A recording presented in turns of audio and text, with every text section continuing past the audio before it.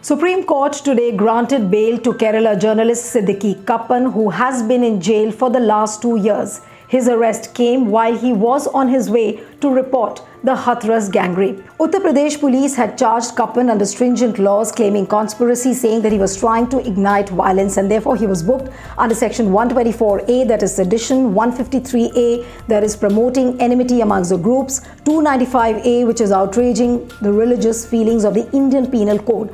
Kappan was also charged under section 17 of the UAPA Act and also under section 65, 72 of the Information and Technology Act. UP police in all these months had been maintaining that Kappan was connected to PFI, which is a terrorist organization, and he was out there to promote enmity and incite violence. But neither the documents nor the arguments were able to establish this fact, and in fact, Justice Lalit demolished all of this by asking some very pinpointed questions. Let's look at them one by one. The first question that Justice Lalit raised was that every person has a right to free expression, and Kappan was trying to do justice to the Hathras girl and he was trying to raise a common voice. So is that a crime before the law? CJI also asked the UP Government Council if Kappan at all had anything in furtherance to the literature that he had, to which the council said that he had the statements of the co-accused.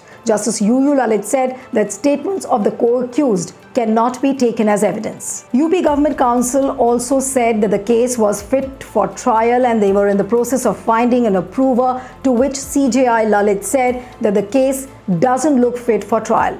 CJI also asked the UP cops how come the literature found with Kappan was dangerous. Justice Lalit said that at the end of the argument, one can only say that Kappan was traveling in a car, there were 3 others who were apprehended, and there was some literature, and therefore Kappan is granted bail. Kappan's time in jail was fraught with what his family and the Kerala Journalists Associations alleged that there were severe human rights impingements.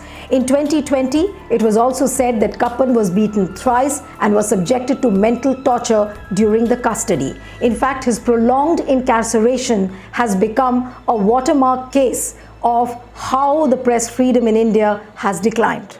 So what are the big takeaways from the Kappan case? State's inability to prove the charges even after 2 years goes to show that how process can become a punishment and how judiciary crawled in dispensing half justice. This case is also an example of the gross violation of the bail law. While there's a reason to be happy that Kappan will walk out of the jail after 1,000 days, is it not sad that this bare minimum looks like a victory? Is this not a mockery of the justice and the democratic setup of our country? There are some questions which still hang in the air. Will the government and the police learn lessons? Will the police be penalized? How will Kappan's family get closure? Think about it.